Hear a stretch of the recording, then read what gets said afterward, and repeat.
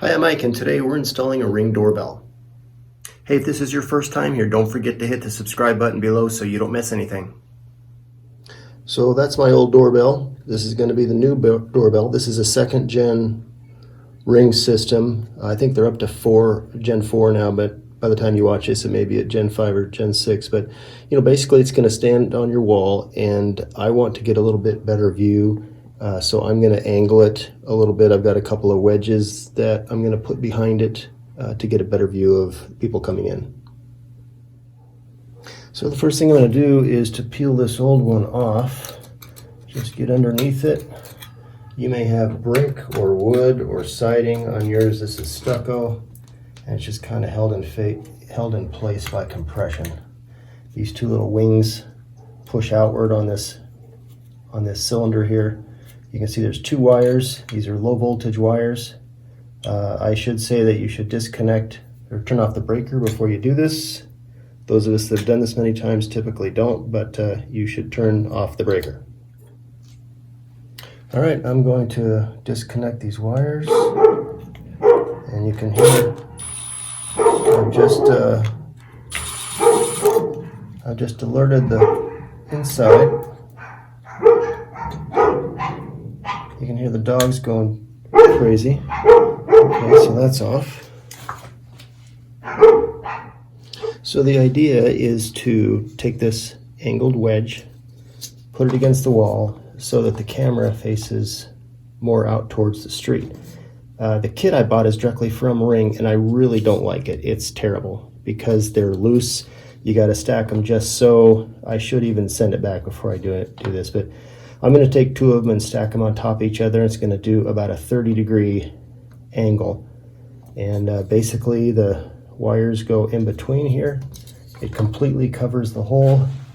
I'm going to screw some screws in the top slot and in the bottom slot, and make sure it's nice and stiff. They give you screws and anchors. I'm going to use long, coarse drywall screws.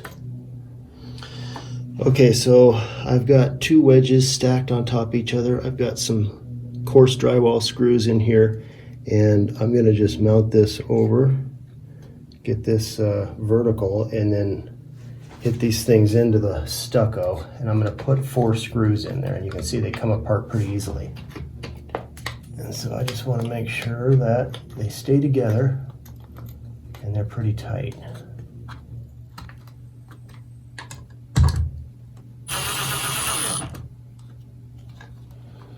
That is pretty stiff, and I haven't gotten the other one in yet. And I'm going to put 2 more on the inside. I just want to make sure that they stay aligned and they're vertical, and that looks pretty good. That's just the sound of the 2 plastic pieces clapping together.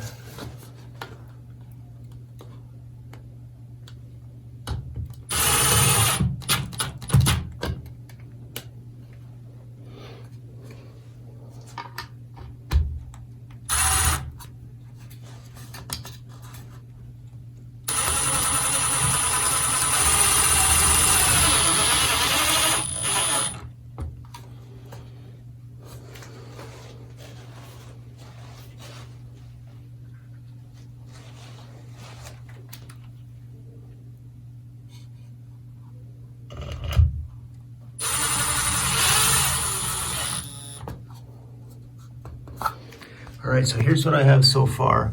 I've got 4 long, coarse drywall screws holding this thing together. I've got the doorbell wire, and I've got 2 of these angled things coming off. Now I've got a third one that should push it out to 45, but I don't know that I want to do that.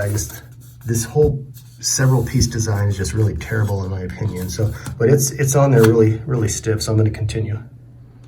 All right, the next thing I'm going to do is to mount this mounting bracket. The Ring doorbell mounts right to this, but this bracket is important because it has the perfect mounting slots for it.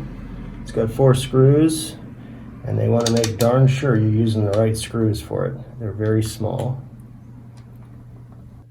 Okay, the bracket is on, totally secured. The next thing is to simply connect the wires to the back of the Ring doorbell. these two screws. One wire goes on each. They say it doesn't matter. I don't think that it does. If you are not using a wired configuration, in other words, you're just going to use battery, you can just stick it on there, put the security screws in, and you're done. But I am going to use the backup, so one wire for each. And you want to do clockwise. You want to connect each wire clockwise.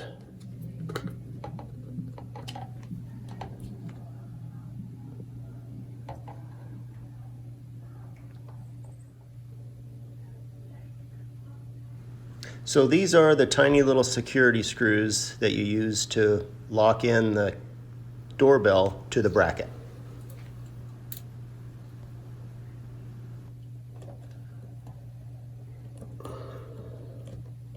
All right, and it's installed. All I need to do now is download the app and put in a couple of configurations, and it's good to go.